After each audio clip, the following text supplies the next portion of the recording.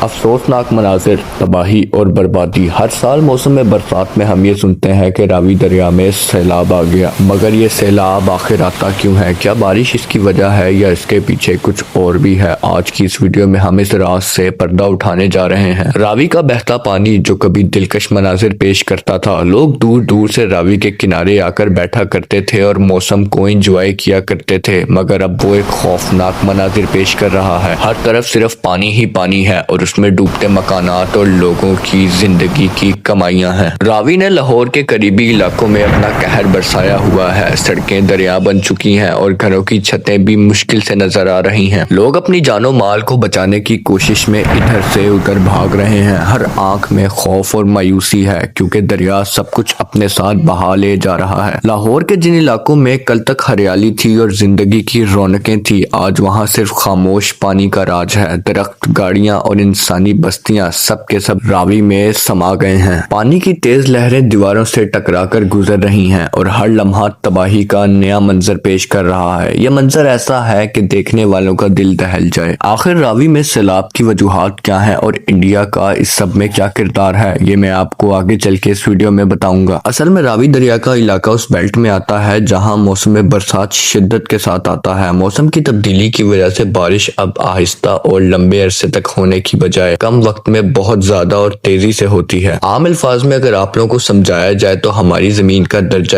حرارت بڑھ رہا ہے۔ جب ہوا گرم ہوتی ہے تو اس میں واٹر ویپرز رکھنے کی صلاحیت بہت زیادہ ہو جاتی ہے۔ یہ بالکل ویسے ہی ہے جیسے گرم سپنج زیادہ پانی جذب کر سکتا ہے۔ جب یہ گرم ہوا بارش برساتی ہے تو وہ زیادہ پانی چھوڑتی ہے، جس کے نتیجے میں ایک ہی وقت میں بہت زیادہ بارش ہو جاتی ہے۔ اسے کلاؤڈ برسٹ بھی کہا جا سکتا ہے۔ جب کچھ گھنٹوں میں ہی اتنا پانی گرتا ہے جتنا کہ دنوں میں گرنا چاہیے تھا تو راوی دریا کا پانی فوراً اپنی حدوں سے باہر آ جاتا ہے۔ راوی میں فلڈ کی ایک بہت بڑی وجہ گلیشیئرز کا پگھلنا بھی ہے۔ یہ ڈائریکٹ موسم کے ساتھ جڑا ہوا ہے۔ ہمالیہ کی پہاڑوں میں گلیشیئر تیزی سے پگھل رہے ہیں۔ اس پگھلے ہوئے پانی کا بہاؤ راوی اور دوسرے دریاؤں میں تیزی سے آتا ہے، خاص کر جب موسم گرما اپنے عروج پر ہوتا ہے۔ جب یہ گلیشیئرز بہت زیادہ کوانٹٹی کے اندر میلٹ ہوتے ہیں تو ان کا ایک بہت بڑا بہاؤ دریا کی جانب آتا ہے جو کہ ایک سیلاب کی صورت اختیار کر جاتا ہے۔ لاہور جیسے بڑے شہروں کے اندر جہاں ڈرینیج سسٹم کا نظام اتنا صحیح نہیں ہے، وہاں پر یہ بھی ایک بہت بڑی وجہ ہے سیلاب آنے کی۔ اب پاکستان میں سیلاب آنے میں انڈیا کا کیا رول ہے، آئیے جانتے ہیں۔ ایک اہم سمجھوتا جو کہ انڈیا اور پاکستان کے درمیان 1960s میں ہوا تھا، اس معاہدے کے تحت راوی، ستلج اور بیاس دریاؤں کا کنٹرول انڈیا کے پاس چلا گیا تھا اور انڈیا خاص کر پنجاب میں راوی اور ستلج جیسے دریاؤں پر بڑے بڑے ڈیمز بنا رکھے ہیں، جن میں تھائی ڈیم اور رنجیت سگر ڈیم سب سے اہم ہیں۔ ان ڈیمز کا بنیادی مقصد پانی کو جمع کرنا اور اس سے بجلی پیدا کرنا ہے۔ جب موسم برسات میں بہت تیز بارشیں ہوتی ہیں تو یہ ڈیمز پوری طرح پانی سے بھر جاتے ہیں۔ جیسا کہ میں نے آپ کو پہلے ایکسپلین کیا کہ ڈیمز اتنے زیادہ جلدی کیوں بھر گئے اس دفعہ، تو ڈیمز کو ٹوٹنے یا ان کے دروازوں کو نقصان پہنچنے سے بچانے کے لیے انجینئرز کو ایکسٹرا پانی چھوڑنا پڑتا ہے۔ یہ پانی چھوڑنے کا عمل ان کے اپنے علاقے جیسا کہ انڈیا کے ایسٹ پنجاب کے ساحلوں کو بچانے کے لیے ضروری ہوتا ہے۔ یہ بالکل ویسے ہی ہے جیسے اگر ایک ٹینکی بھر جائے تو اوور فلو کو روکنے کے لیے پانی کو باہر نکالنا پڑتا ہے۔ جب انڈیا ان دریاؤں میں جمع پانی چھوڑتا ہے تو وہ سیدھا پاکستان کی طرف آتا ہے۔ اگر پاکستان میں پہلے سے ہی شدید بارشوں کی وجہ سے دریاؤں میں پانی زیادہ ہو تو انڈیا سے آنے والا مزید پانی سیلاب کی صورت اختیار کر جاتا ہے۔ اس طرح پانی چھوڑنے کا یہ عمل پاکستان کے لیے ڈیزاسٹر کی شکل اختیار کر لیتا ہے، اور اس بار بھی ایسا ہی ہوا۔ پاکستان کے اندر پہلے سے بہت زیادہ بارشیں ہوئی تھیں اور اس پر انڈیا نے اپنے ڈیم سے پاکستان کے